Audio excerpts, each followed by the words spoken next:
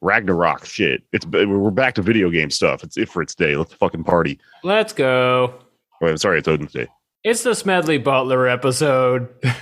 Throwing his Wednesday spear through your fucking heart right now because it's the middle of the week. It's hump day. We're talking about Smedley Butler. Smedley butt stuff. Speaking of video games, I think there should be one about this man. He has a storied life. This episode came up because there's a book that was just released, Gangsters of Capitalism, that I'm reading. And very interesting tale. He is, and I'm not the one to coin this, but he has been described as the Forrest Gump of American imperialism because he was what just if Forrest Gump was evil? That's the premise. Yeah, well, it's for you to judge. Is he good or evil? I think we would all agree in the last 10 years of his life he sort of began to make up for his past misdeeds, but very difficult to do. Not that one man would have been able to, go back and reverse things. Although he did play a decisive role in a lot of these occupations, banana wars, etc. But his life is so massive and so fascinating, gets swept under the rug for all the obvious reasons that we don't have time for the entire,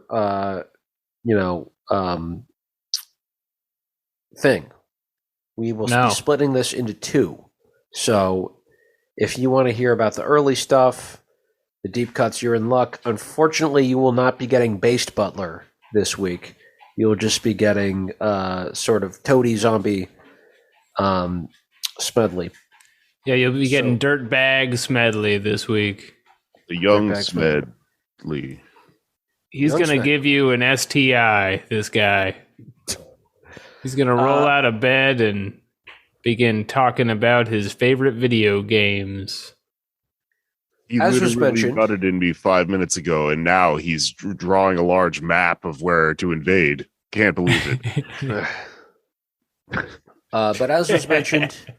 You know the meme I'm talking about? I know what you're talking about. I was just laughing at how much we're derailing Anders. Okay. Where are we starting? What's the beginning? 1881. On July 30th of that year, a little boy named Smedley Darlington, it's his middle name, Butler. That sucks. He's fucked. I would not have guessed the man Smedley Butler was like a punch up from a worse name to begin with. Arlington. Yeah, it really is like I was Charleston fuck ass before now. That's such a who never thought to put ton on the end of that? That's a mind fuck. More respect for the longer your name is. That's how I think society functioned back then. Yeah, it seems like it. But he's born July 30th in Westchester. 2 words. Westchester, Pennsylvania, which is on the outer rim of Philadelphia, on something called the Main Line, which I don't know if that's a train or I keep hearing about this, the Philadelphia Main Line. I guess that's sort of the delineating thing for... It's like the Main Line over there. Well, but it's delineates the wealthy sort of suburbs. Oh, so he's like back then. He's like 19th century Eminem. He's from the 8 Mile of Pennsylvania. No, he's from a wealthy sort of aristocratic family. But there's a line though, and in that right, way, but they're like on the wealthy. They're on the wealthy side of the line. Oh, okay. He's the other guy in who. Yeah, he's in the free world. Yeah, who's the fucking guy who raps at the end of the movie? He has a crazy name. Oh, the dude who he calls out and he's like, "You're actually I know something about you." Yeah. And he fucks his girlfriend. He was kind of based on Smedley Butler in a lot of ways. Wait, I think his name was fucking Papa Doc or something, like from something we did a while back. I gotta look this up. Free world. Interesting. Okay, so he's not like Eminem. I'm sorry I said that. Yeah, his name was Papa Doc. He's named after the voodoo guy. Really? That guy's no good. Do not platform Papa Doc, the rapping A. Interesting. Okay. Yeah. Well, so I know something about you. You killed JFK with the number 2. Is that the actual? No. Lyric? Okay. No, that's one I made up about our episode about voodoo. Gotcha. There's a bit of a riff on Papa Doc. So I'll shut up now. Yeah, everyone shut up. The Butler clan is Quaker, which might sound surprising that this guy is a military dude. He's known for killing and maiming and throwing coup d'etats and all this stuff. But Quakers, and I know this, I actually used to play basketball in junior high against a Quaker school, and I will tell you they are a lot sneakier and sort of underhanded than you would think. Richard Nixon was a Quaker. He ended up bombing Cambodia to smithereens. Wow. Yeah. So not just the oats, then. I will turn them into oatmeal. I'll turn them into oatmeal, and I'll scoop them up for breakfast. Right, they're like a religion that believes in peace. Long list of slurs. Their big thing is like, we are against war of any kind, and they're not allowed to wear, like, the kids at this school that I played were not allowed to wear camouflage stuff because it was military affiliated. But there's all these exceptions that they carve out that they sort of rationalize, and one that his family had rationalized was the Civil War. And they were on the Union side. They were Pennsylvanians.